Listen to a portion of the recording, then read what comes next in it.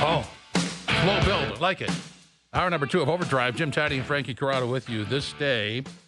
So a couple of things. Keegan Matheson, the baseball trade deadline is, just over an hour away, just under an hour away.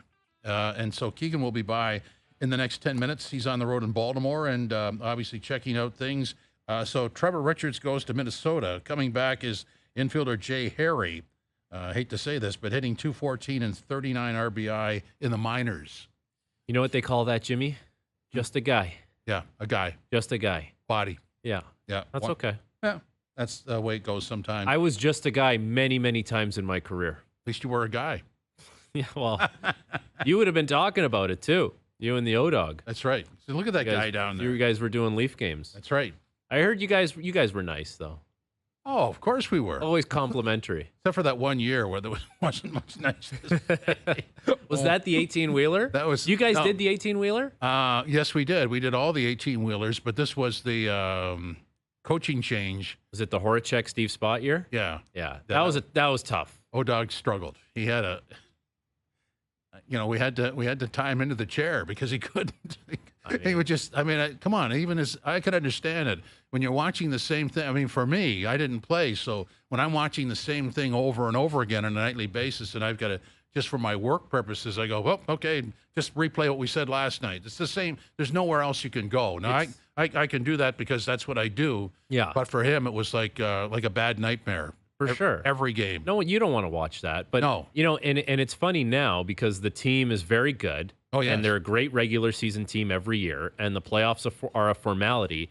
You forget. You forget about those years. Well, people will, move this guy and that. You don't want to go back to that. No. Believe me, that was awful. You don't. No. You'd see a goal 5 minutes in, you'd see that the bench would sag. Yeah. And there's no pushback, and you go, oh, this is an exciting night. Yeah, and that was part of the organization for many years, probably way too many years for a lot of Leaf fans, but the team is, sustainably successful to a point. Obviously, they haven't been able to get over the hump in the playoffs, but that's a part of the history. And, we'll get to see a part of Raptors history this year. Yeah, that's right. As 30 it's years. The 30th anniversary of the Toronto Raptors. 30 years, and they have a new logo that's been debuted on social media. It's all over the place today, and everybody's having fun with it.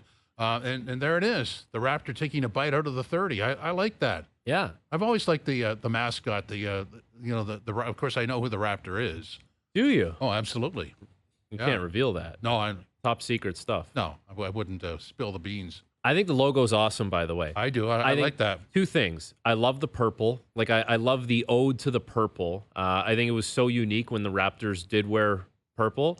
And the dinosaur, amazing. So many people want to wear that retro Raptors logo. You see it all the time. I actually liked Raptors because to me, TOR is short for Toronto. Oh. And rap is rap, and it all made sense to me at the time. So did you have to, when they first were on the scene, did you have to call them the Raptors? The Raptors. Really? Oh, the Raptors. No, come on. Yeah, the Raptors. But when I saw the word, I went, okay, it makes sense. Yeah. Yeah.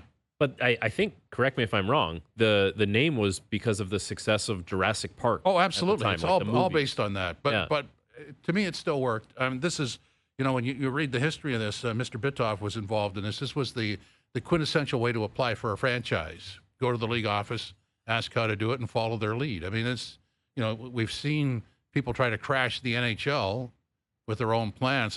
Sorry, it's a group here. You want to join the group? Be part of it. Right. Don't try to take it over. Well, listen, and it's a team that won a championship, won a lot of division titles for basically an 8-year stretch there. They won the division something 7 out of 8 years. They were very, very good team for a long time.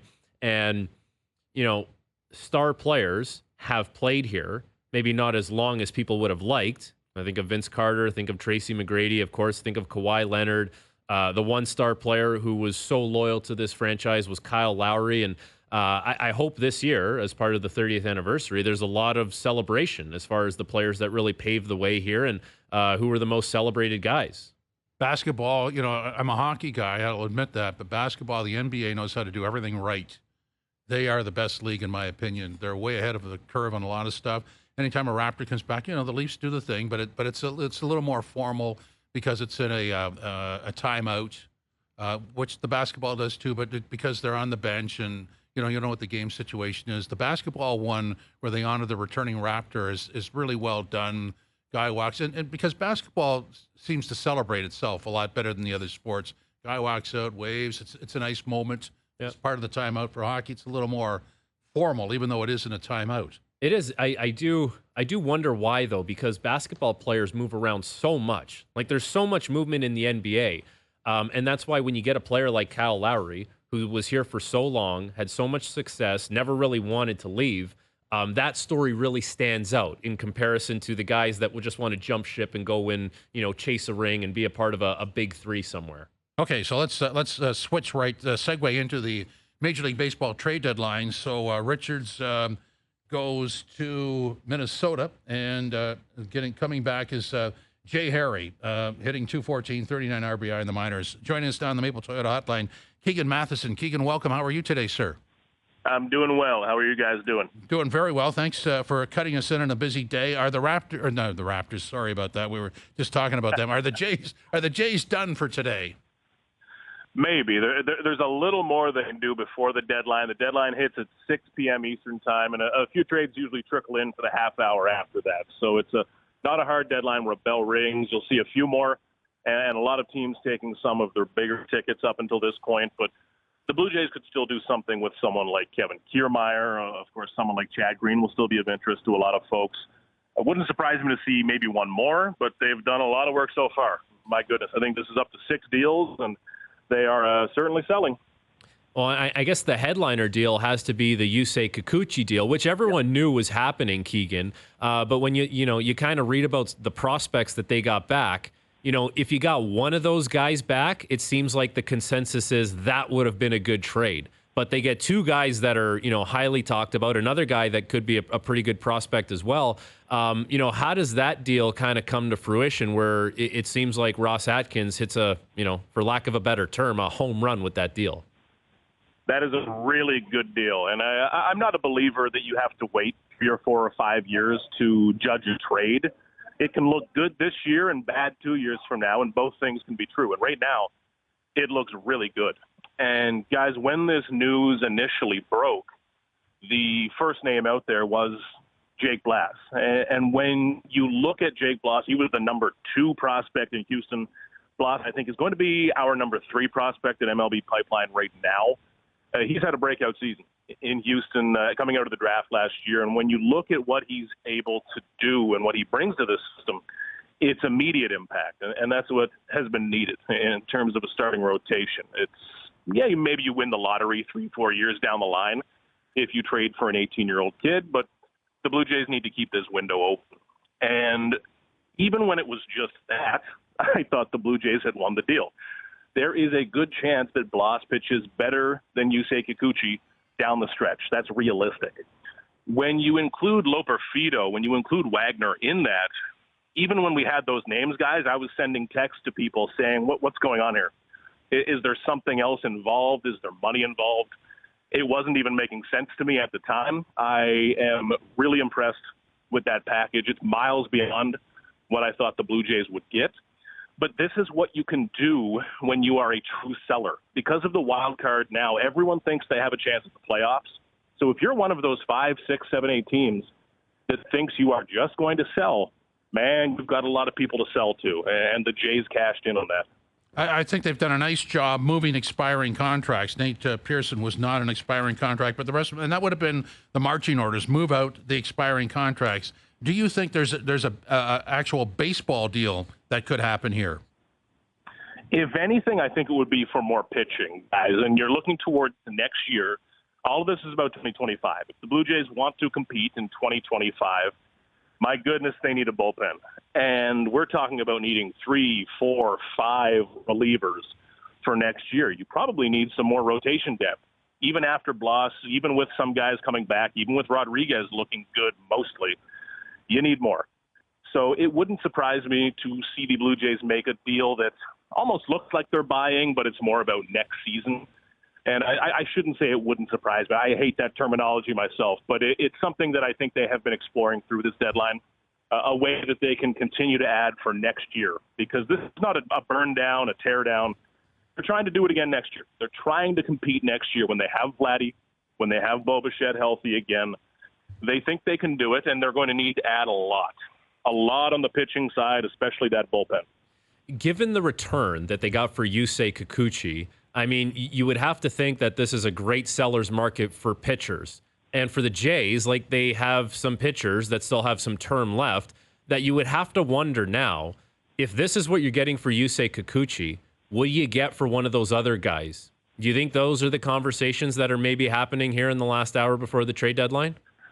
Has to be. Better be, frankly, especially when you look at someone like Chris Bassett. Now, of course, you're balancing, if you're the Blue Jays, trying to win next year when Bassett would be under control for one more year. I don't think they go as far as Gosman. You don't want to start cutting into that window as well. But thinking of the money in this matters, too. With someone like Bassett, that's $21 million he's being paid next year. Of course, there will be money involved in deals, but if you were to deal someone like that, and we've had to think about this for every trade so far, guys, as you free up 5, 10, 15, 20 million bucks, it's about how you can use that again next year. Now, someone like Bassett, I think, would get a lot of interest around baseball because he's someone that you can bet on pretty safely. When you're making a deal at the deadline, you're getting, 10, 11 starts from a starting pitcher. If they suck for a month, you suddenly have a bad deal on your hands. Whereas Chris Bassett is someone who I am pretty comfortable betting on any day of the week. So I think that will be one where they would have a very robust market. It's interesting to see how money in the future impacts these deals. Having an extra year remaining isn't necessarily a big thumbs up for a lot of teams. Some teams want more of a rental where they can throw their budget into next season. But something up that alley would be pretty interesting. They've just got to balance how much they want to compete next season as well. So, Keegan, of all the futures that they've acquired, will we see any of them before September, or will we see a lot of them in September? I think you will see Joey Loperfido tomorrow, probably. The New York series coming up at the very latest. And that's a really interesting one, guys, because think the next year, Kevin Kiermaier will be gone. Dalton Varsho will be in center field. This team needs a left fielder and a guy who can provide some offense from left field. Loperfido has struggled a little bit in the majors this year, but he was on fire in AAA. Like, this is a guy with legitimate upside, real upside. I think you'll see a ton of him down the stretch. When you look at Jonathan Clase from the first deal the Blue Jays made with the Mariners early on with Jimmy Garcia, and I'm trying to remember these names as I go. There's so many of them, my goodness. But Clase coming from the Mariners, that's a guy who brings a lot of speed, a lot of excitement. Another guy who you could see down the stretch. And that's where this gets exciting, because you start to see a glimpse of what the future can look like, what you can hope on. And then Jake Bloss, the right-hander, who we talked about earlier, I think you'll see him a little bit down the stretch as well. And that's what's important here again, guys. They need players who can help next year, and I think you'll see a little cameo down the stretch. How quickly after this trade deadline do we really start talking about the futures of Bo and Vladdy with the organization? Immediately, yesterday. It's a very interesting topic that has changed a lot in the last year, I will say. A year ago, I would have said that I view it pretty evenly, pretty equally. And a year ago, I think we viewed each player differently. Now we have seen an off year for Bo Bichette. We're seeing injuries for him pile up in the same area of his body, to the calf, to that right knee. That's when you do begin to worry. Now, I'm still a big believer in Bo Bichette as a player. That's not going to change. But now we're seeing Vladdy having a fantastic year. This is as good as I've seen Vladdy since 2021. And honestly, guys, maybe ever at this point. He looks absolutely amazing. If I was a betting man and I had $1 left in my pocket, I would put that entire dollar on the Vladdy side of this bet. I think it is significantly likelier that Vladdy, of those two players, would stay in Toronto and would sign that extension. But when you get down to Vladdy, of course, it's all about money. It's all about dollars and cents. And the closer you get to free agency, I always say in any of our jobs, it's the idea of having 20 or 30 teams or companies bidding on your services. That is pretty darn attractive. So it's hard to steal a guy away from free agency. My bet right now would be that Vladdy still goes to free agency. But like we saw a year ago with Aaron Judge and the Yankees, you can always use the market as part of it and bring your own guy back. Keegan, thanks very much. I know you're under a time crunch. I really appreciate your participation here. Thanks. Hey, you got it, guys. Have a good one. You too. Thank you. Keegan Matheson joined us on the Maple Toyota hotline. Check out Maple Toyota's huge truck and SUV lineup, including the Tundra, 4Runner, Highlander, and Grand Highlander. You ever run into the Grand Highlander? In stock and ready to deliver. Visit mapletoyota.com. Oh, you Grand Highlander, you. I don't know that one. Okay, guy. Well, figure it Sorry, out. guy. Since the All-Star break, these are from Doogie. Vladdy Jr. leads MLB in home runs 7, total bases 45, slugging percentage 1.125, and 4 extra base hits in Game 2 of Monday's doubleheader, 3 doubles, 1 homer, tying Aaron Judge May 15, 2024. For the most extra bases in a game this season. He's red hot. Yes, he is. And you know what, Jimmy? There's a lot of talk about how ownership for the Jays is going to have to open the wallet this offseason for, unrestricted free agents and bring guys in. Yeah. The wallet's going to have to be open for Vladdy. Oh, absolutely. And, I don't know what that number is going to look like. But he's like, you're going to have to make every effort to keep him here for a very long time. And is he going to be the Vladdy from 2021? He might not be that every year, but if he's this every year, has the potential. Yes, he has the potential to hit on that every few years. But if this is your baseline, if this is like the consistent Vladdy, how do you not want to have that guy here for a very long time? I think, when you deal with the disappointment of what's been this year for the Blue Jays, you could cut back to June, and a conversation would have been about Bichette and Vladdy and get rid of both of them. And so Vladdy solved that. Dangerous game, though. Yeah, but that's where we were because they weren't delivering. Vladdy has solved that. He's turned the corner, and so you go on to bigger and better things. Now, if you could just support him so you don't have to depend on him every day, that's probably the key. Yeah, and you know what? If you could get probably a little more consistency in the lineup, right? Remember George Springer wasn't hitting leadoff for the longest time, and in his game obviously didn't, wasn't conducive to him being in the leadoff position. But it's been such a revolving door as far as who's hitting where in this lineup. If you can get a little more continuity there, that would mean that you're getting more consistent at-bats from other players, and you can have, people slotted more appropriately as time goes on. Well, the Springer thing, you can go back a couple of years and see the start of that problem. And so that's where... Aging guy had been hurt a lot in his career. So that's where you have to have the feel for where things are going as opposed to the chart. Because... you can't depend on if there's a speed wobble, then you have to do something about it. And we also we have to give George Springer a lot of credit because he found his game and he's come on in a big way, and that's obviously the team is not going to make the playoffs. That's fairly certain, and George Springer is always one of those guys that you think about when you think about playoff baseball. But for him to find that resurgence, it would lead you to believe that he still has game, and maybe next year. He has seems a little bit better. Yeah, he has game, but you have to fill the void. Yes. No more internal improvements. That is a big-time guy. It's a business, so if your receipts are down, they're down. I mean, you can have a sort of a comeback, but your receipts were down. I don't think you forget about that. When you're doing your show in the summer, your show in the summer? Absolutely. What kind of a question's that? Okay, sorry. When you do your show in the winter, it's the summer right now. Yeah. My apologies. Thank you. Oh, wait a minute. Let me adjust my clothing. Yeah, okay. Sorry. My apologies. When you do your show in the winter, yes, and you're talking about the Jays. Yeah. Well, probably doesn't happen much in the winter for the Jays. Well, once it's all said and done, and the signings happen, and we're getting ready for spring training. Yeah. Well, and the question comes around your Christmas way. time. Absolutely. And the question comes your way. I know. Now that you know the roster and what it's going to look like, are the Jays a playoff team? Yes guy, no guy. What do you think your answer is going to be? Right now it's no guy because we don't know. It's incomplete. They've got about no guy. Thank you. They've got about $50 million to spend. Yeah. And as we've said many times, you couldn't spend it properly last offseason, so I hope you get that right this time. Yeah. You also have to bank on, you have the money.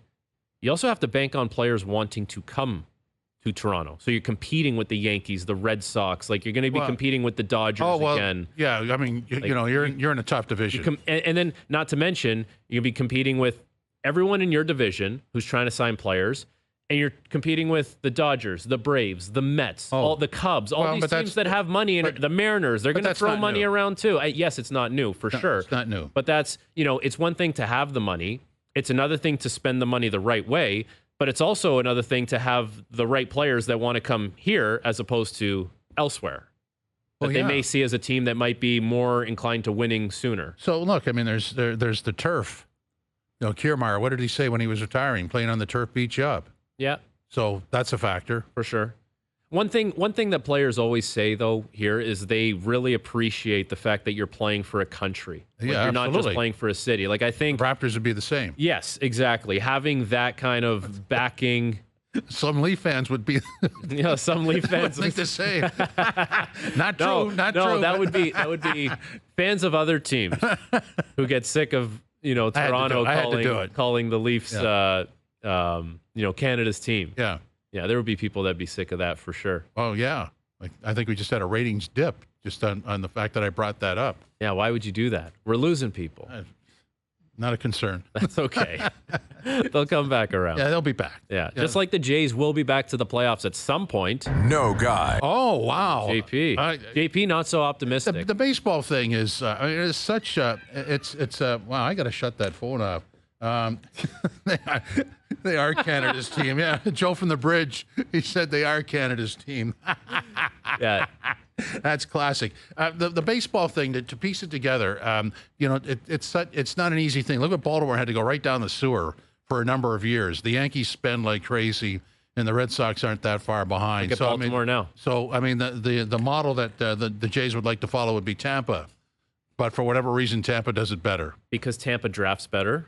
Well, like, Toronto has not drafted well over the last, 8 years. Well, that's fair to say. So that would have solved a lot of problems. So subpar drafting and trading a lot of prospects to go for it. Right. And you didn't go for it.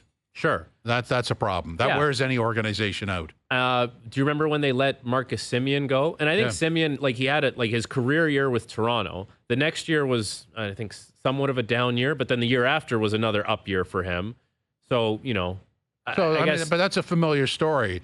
Dude has a great year, and then when he doesn't have a good year, everybody piles on him or they get rid of him, right. And then he goes up again. So sure, but I guess the point of that is, you had a player and you had a team that was more inclined offensively, and you said no guy, which is an issue because offense has been hard to come by. Well, they'll only spend to a certain level. I will say, though, Marcus Semien made so much money, it probably didn't make sense to re-sign him here. Yeah, I mean, you have to be realistic about it. Yeah. I just think that, you have to, and this is the Raptors' issue as well. And they've done, when they won, they did a nice job of this, developing players. So Freddie VanVleet was undrafted, star player, developed him. Mm-hmm. Pascal, they developed him to some extent. And I think that the Jays have the ability to do this, but have to do it more. You've got to develop more players. Yes. It's one thing to have a fancy development facility in Dunedin. You have to actually execute on bringing those guys through the facility and into this facility here in Toronto, ready to contribute at a major league level. So maybe, that'll happen. Maybe they took a lot of time getting the facilities right, and then it takes time for it actually to work on the players. Yeah. Maybe. The thing, when you talk about Baltimore, though, and how they kind of bottomed out and they said, we're going to create a path for ourselves where we're going to draft high and we're going to draft well and we're going to develop all these guys, is that when this group took over, they did that here in Toronto. They stripped it down. Yeah. And they didn't get to where Baltimore got to. You know what I mean? Well, so that's... But then you get into the corporate agenda of the company that owns. And so what do we want to do here? And I can't speak for that. I mean, I don't know what that is, but I do know that in this market where we are right now, nobody's really going to put up with a bottom-out situation for 2 or 3 years. It doesn't work here. Not right now because you spent so much money on the stadium, but maybe. Well, but even still, I mean, if you're living and working in the city, it costs quite a bit of money. Yep. And you spend a lot of time traveling to your location of work, even with some of the work being done at home. People pay a pretty big price to work. So for sure. So for entertainment, do you really want to spend money to watch a last place team? I don't think so. No, but I guess my point would be is if you have a little bit of a short-term suffering, let's say, where it's going to be a little... Baltimore was. And now, I bet people can't wait to go watch that team play. And they probably can't wait to go watch that team play for the next 10 years because it's going to be a very good team for a long time. As long as they don't, get rid of the wrong pieces because they're not going to be able to afford anyone. I guess my point is the short-term suffering, if you do it right, will lead to a decade of the ballpark being packed and going for championships. But that's a complete bottom out. So in the case of the Jays, you'd be talking about moving Vladdy out, which would be a disaster. No, that ship has sailed. This would have been years ago to do this. But if so let's go cut over to the Raptors. You're talking about messing up the opportunity to build around Scotty Barnes. That wouldn't be tolerated. No, that would be a shame because Scotty Barnes is you're not thinking a 10-year plan with Scotty. Like you have to turn things around relatively quickly. 3 to 4 years. But you also do need to surround him with talent because Scotty's not going to be he's not going to be a top 5 player in the NBA. Well, but that's why when you go back to what they did last year when they brought in RJ Barrett and quickly, I mean those are good moves. That's in one trade for sure. And RJ Barrett had a great game today for Team Canada as they beat Australia. So it's nice to see that. Like it's nice to see on the international stage, Canadian guy doing well has an opportunity to do it with the Raptors here at home. So I guess maybe the ultimate question would be your Leafs team. That team, the one that bottomed out, that team. Yeah. Could you see that happening for the Jays or Raptors over any length of time? It was quick. Like it was quick how it happened because Matthews came in, Marner came in, Nylander was ready, and the thing that I think was different about that team compared to the Raptors and the Jays, there was a good nucleus of vets that were still left over, Jimmy. Like if you go back and look at that roster. It was Kadri, it was Bozak, it was JVR, it was Morgan Riley, Jake Gardner. Like, there was still that insulation. Yeah. So the young guys were they kept the right vets around, and they brought the young guys along with those guys. And I think that was the key. So if you look at the Raptors and you look at the Jays, do you have that around these young players? I'm not 100% convinced that to be the case. Yeah. Doogie, handle this. JP hit the sting. Okay, Doogie. All right, guys, we got some more breaking news regarding the Toronto Blue Jays. According to Jeff Passan of ESPN, the Pittsburgh Pirates, are finalizing a deal to acquire Isaiah Kiner-Falefa, who's been in the AAA Buffalo for the last couple of weeks here. So Kiner-Falefa heading to Pittsburgh. And to clarify, Doogie, he was down there because he was hurt, not because of his play. Like he has been much better than people thought this year. I remember when that contract was signed, a lot of people were low on that, and that turned out to be one of the better ones as far as the moves that was made this offseason. Yeah, Frank, he was a left knee sprain that set down on the 10-day IL, and now he's heading to the Pirates. Yeah. There we go. Thanks for the update. Oh boy, the Doogie desk. Yeah. JP was excellent with the sting, wasn't he? Yeah. Yeah. JP's been on fire the last couple That's a days. yes guy. I don't know if he'll hit the, probably not. But anyway, coming up next, Martin Biron. This is Overdrive on TSN 1050, TSN 2, the iHeart Radio app, and streaming online. Oh, yes guy. My theme song. Welcome back to Overdrive. Jim Tatti and Frank Corrado with you. Martin Biron is here, our TSN hockey analyst. Marty, how are you today, sir? I'm doing good. I did some work this morning, and then I've been watching the Olympics all afternoon. So Rugby 7, that was a lot of fun. What kind of work are you doing? Yeah. You're working on what do you got? Like you getting ready for the hockey season already? Well, yes and no. This morning we had a Sabres alumni meeting because we have a great scholarship program with the Sabres alumni. Over the years, it started in the 80s. We've given up over $1 million in scholarships. So we had to, me, Rob Ray, Daryl Shannon, Don Luce, and a few others, we had to sit down and go through all the essays and pick 9 scholarship to award this year.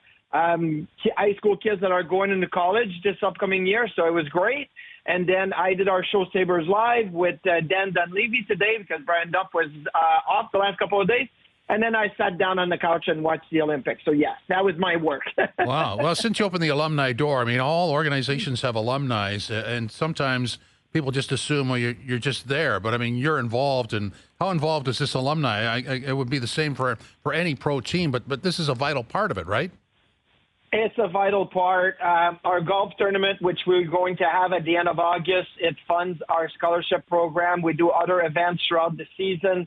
We are lucky in Buffalo. People from Toronto that, they come and visit us in Buffalo in the U.S. They come shopping. There's a lot of alumni, a lot of players that have played through the Buffalo Sabres, young and younger, I like to say, a new generation that stick around. So, I mean, yeah, I get Toronto is an original 16, Montreal. They have big alumni associations. But I think for, the Buffalo Sabres being that it's a team that started in 1970, and we have a really strong alumni group and do a lot of good things. Rob Ray is our fierce leader. Before him, it was Larry Playfair, and we have a really good group. So why don't we start in Buffalo, since that's what we're talking about, Marty? Yes. I get the sense that Sabres fans weren't exactly thrilled with the offseason so far that the Sabres have had. And then you package in the fact that they traded away their former first-round pick, a top 10 pick, Matthew Savoy, to the Edmonton Oilers for Ryan McLeod. If you're looking at the Sabres roster right now, which I'm sure you've looked at a bunch since free agent frenzy finished up, where do you see that team going this year? Well, look, I get the feeling of the fan base is wanting a top 6 winger, right? Because you buy out Jeff Skinner, and that's fine. Like, everybody here in Buffalo and the fan base was like, okay, it's time to move on from that $9 million that we're paying Jeff Skinner, but you still have to pay him on the buyout. So you move on from Jeff Skinner. You look to the future. So you're saying, okay, who's going to fit in that spot? We have some great prospects, but they didn't go and acquire that top 6 guy. But it's hard to do, right? Nick Ehlers was rumored, like, oh, the Sabres are interested in Nick Ehlers. Oh, he has a no-movement clause. Marty Necas. Oh, the Sabres could go after Marty Necas. Well, he kind of wants to pick, like Matthew Tkachuk, where he's going to go. And Carolina was asking for a boatload for Marty Necas, right? So I don't think that the opportunity for Kevin Adams was there to add a top 6. So what does he do? He does what plan B, let's just say, is he added a ton of depth, a ton of speed, which is one thing the Sabres last year played so slow, Frankie. I mean, I cover every single game of the Sabres last year, and I'm like, man, did they play slow? And the only thing they had when they were trying to play fast is stretch passes. They didn't have any speed in the neutral zone, any speed in transition. So now they add McLeod, who's a fast player, Melanstein, who's a fast player, Aube-Kubel, Lafferty, they're all fast. Jason Zucker's not crazy fast, but he's not slow either. So I think what they did is they figured out Thompson, Tuck, Cousins, Peterka, Quinn, Dahlin, Power, Byram, like those are our core guys. Let's surround them with really good pieces. And obviously they signed Ukko-Pekka Luukkonen into a 5-year deal. So I think Kevin Adams done really good this summer. It's not the home run that people were hoping, getting a top 6 winger, but it's really hard to do anyway. So how much pressure is them to make that step? I mean, Detroit almost did last year. I don't know how they'll be this year. Ottawa is sort of in the same spot. I mean, these 3 teams are sort of grouped together. One of them has to step forward. Is there a lot of heat on Buffalo to do that? Oh, there's a ton of heat. You talk Ottawa, Detroit, Buffalo. The only team in the Atlantic Division that is, in my opinion, not a competitive team is the Montreal Canadiens. They're not there yet. But 7 out of the 8 teams could be in the conversation for playoffs, and Buffalo wants to be in there. There's a ton of pressure on Kevin Adams because, when he first got the job, it was, okay, let's see what is happening here. Let's straighten back out. And he did, right? He hired Don Granato as a coach after, firing Ralph Kruger, and Don Granato did a lot of really good things in Buffalo. Was it time to move on? Yeah, possibly. And does Lindy Ruff bring in a ton of credibility and a little bit more intensity? Absolutely. So I think that's great. But Tage Thompson scored 47 goals 2 years ago. You made the Jack Eichel trade. Unfortunately, you had to, make other trades Sam Reinhart scored over 50 this year, and you traded him. But I feel like Kevin Adams has done a good job. But at the end of the day, you got to get in the dance. You got to get in the playoffs. So that is where the pressure is coming from internally with the Sabres and their fan base. It's just we got to get some hockey in the postseason.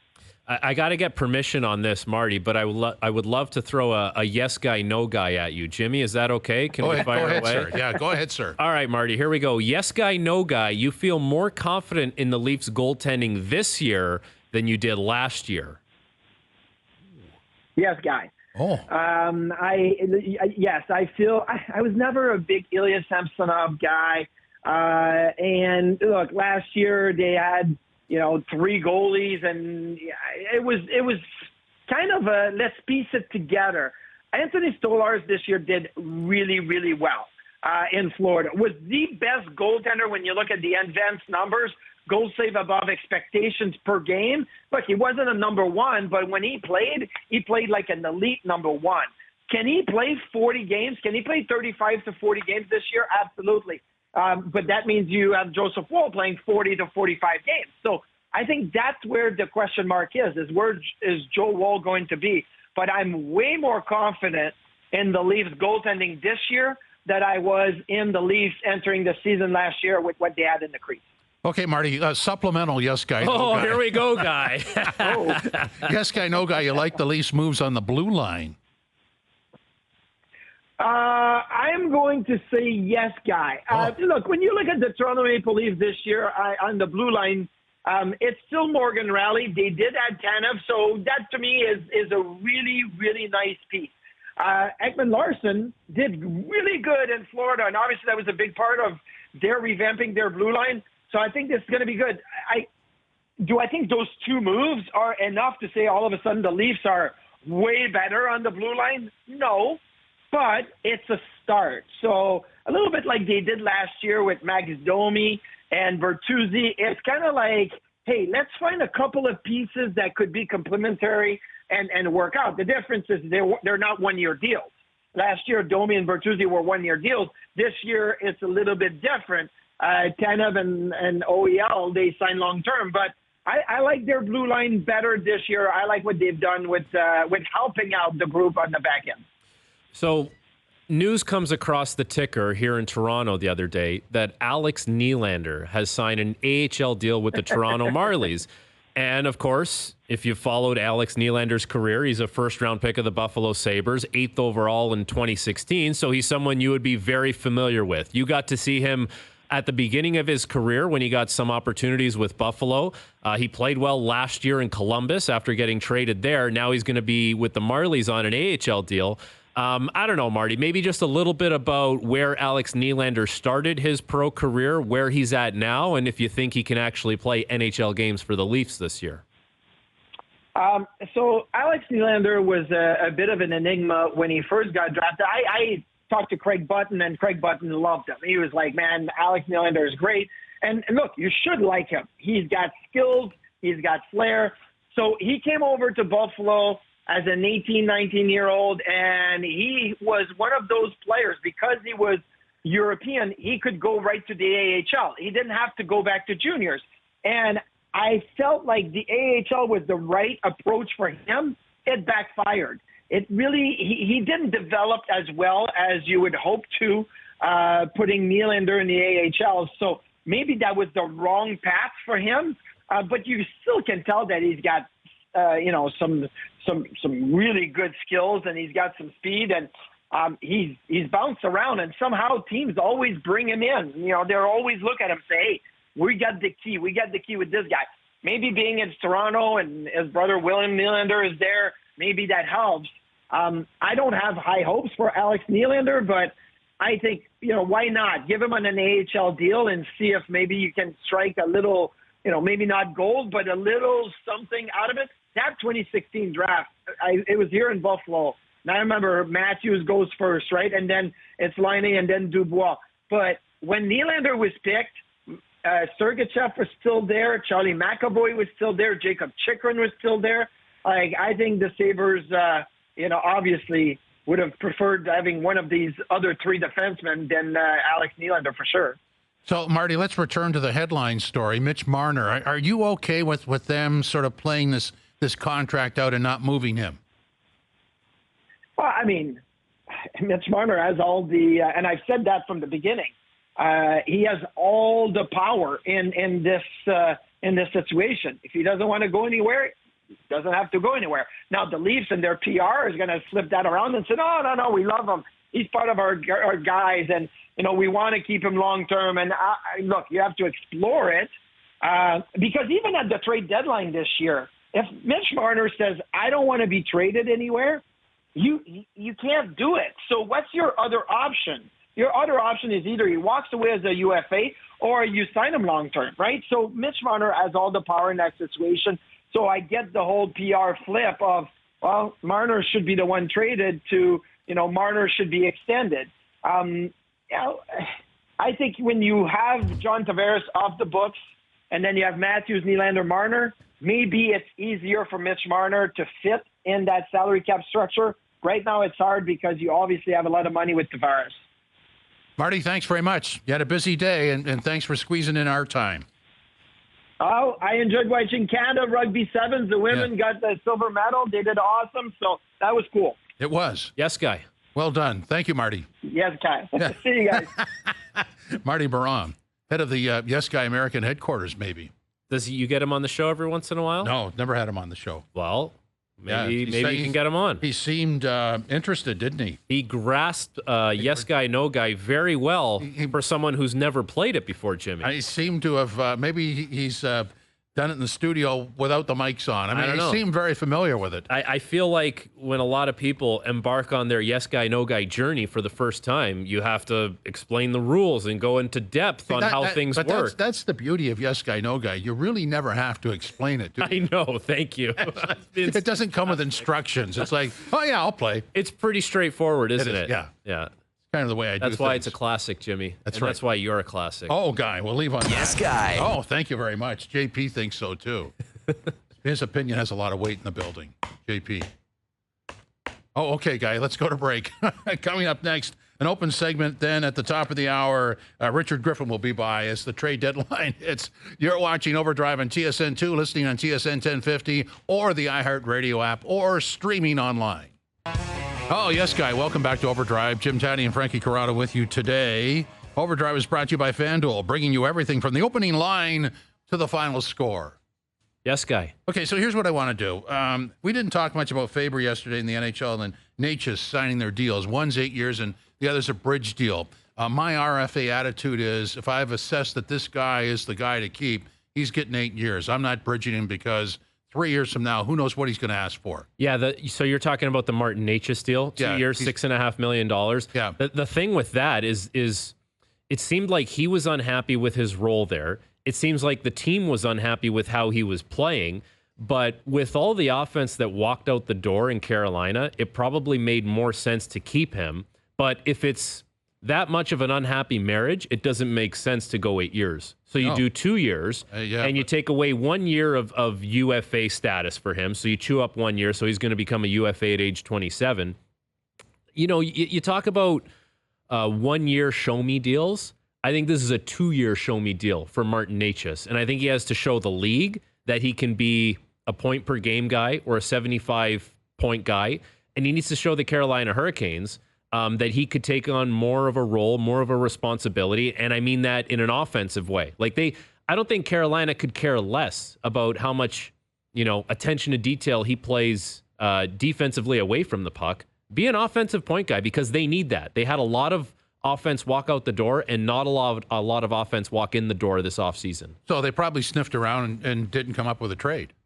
I'm sure that make sense? Well, it sounded like Marty Biron talked about they were asking for a lot for this guy, and rightfully so, because if you let him go and he turns into something somewhere else, and it's like he could have done that for your team. Like you had to make sure you exhausted all your options, but I think it was smart of them to keep him around. And now, you know what you have to do with him is eliminate all the excuses.